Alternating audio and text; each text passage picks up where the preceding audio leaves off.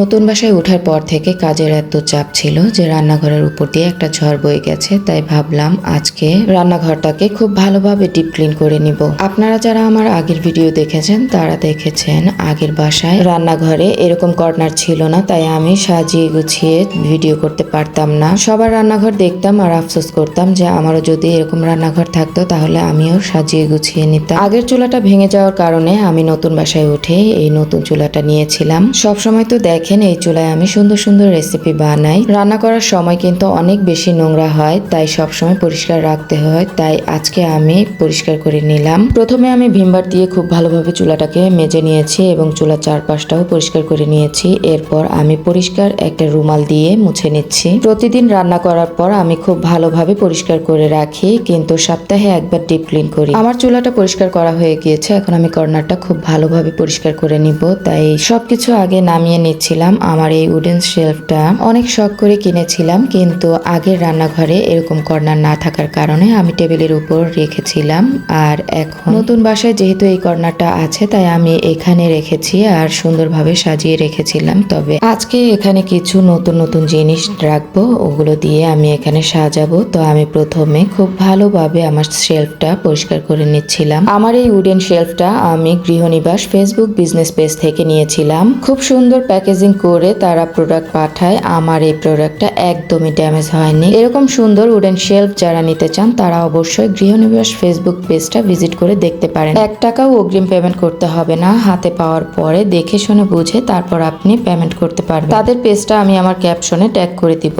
তো এই তো দেখেন আমি সবকিছু মুছে নিচ্ছিলাম, খুব ভালোভাবে পরিষ্কার করে নিচ্ছিলাম আগের জিনিসগুলো। এই জিনিসগুলো আমার শাশুড়ি আমাকে দিয়েছিলেন। শাশুড়ি মায়ের দেয়া এই কেটলি সেটটা আমার অনেক বেশি পছন্দ, তাই আমি এখানে সাজিয়ে রেখেছিলাম। আর এখন যে এই যে শোপিসটা আমি মুছি, এই শোপিসটা আমার মা আমাকে দিয়েছেন। এতদিন আমি আমার এই সেলফটা 2 মায়ের জিনিস দিয়ে সাজিয়ে রেখেছিলাম। সাজানোর তেমন কিছু আমি কিনিনি, তাই জায়গাটা একদমই ফাঁকা ফাঁকা ছিল। তো আমি কিছু জিনিস কিনেছি। এই জিনিসগুলোর পাশাপাশি নতুন জিনিসগুলো দিয়ে আজকে আমি আমার সেলফটা সাজাবো। সকালের রোদের আলোয় সবকিছু আলোকিত হয়ে গেছে, একদম ঝলমল করছে। বাসার সব রুমগুলোতে যেমন রোদ পাওয়া যায় তেমন রান্নাঘরেও প্রচুর রোদ আসে। তো এই তো আমার আগের জিনিসগুলো খুব ভালোভাবে পরিষ্কার করে নিলাম। এখন আমি নতুন জিনিসগুলো মুছে মুছে রাখবো।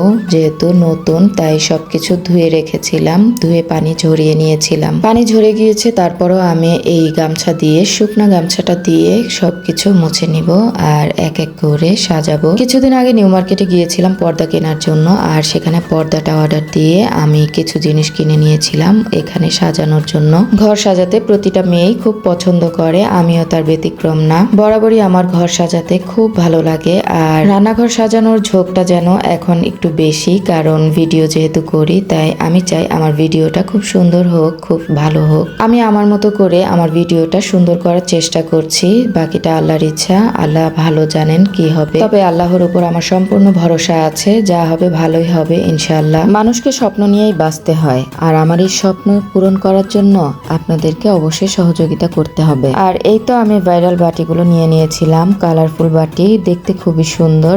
আর ভাইরাল ডেজার্ট হাঁড়িগুলো আমি নিউ মার্কেটে খুঁজেছি কিন্তু ওখানে পাইনি, তাই নিতে পারলাম না। আপনারা কেউ যদি জানেন কোন পেজ থেকে পাওয়া যাবে তাহলে অবশ্যই কমেন্টে জানাবেন। আর এই তো এখানে আমি কফি মগ নিয়ে নিয়েছিলাম 2টা, আর হচ্ছে একটা ট্রে, 3টা বাটি, আর এটা হচ্ছে এই যে ছোট্ট একটা জিনিস দেখছেন, এটা হচ্ছে ভর্তা রাখার জন্য আমি নিয়েছি। আর এখন যে জিনিসটা মুছছি এটা হচ্ছে সসের বাটি। এই সসের বাটিগুলো খুবই কিউট, তো সসের জন্য আমি এই কিউট 2টা বাটিও নিয়ে নিয়েছিলাম। আর এই যে আরো একটা বাটি আর একটা হাফ প্লেট নিয়েছিলাম। তো এই তো ছিল আমার আজকের কেনাকাটা। ছোট ছোট জিনিসগুলো দেখতে অনেক বেশি কিউট লাগে। এত ছোট ছোট জিনিস দেখে আমার মেয়ে বলছে ও এগুলো দিয়ে খেলবে, তারপর বুঝিয়ে বললাম এগুলো আমার কাজের জিনিস, এগুলো খেলার না বাবা। তো যাই হোক, এই ছিল আজকের কেনাকাটা প্লাস আমার কর্নার সাজানো।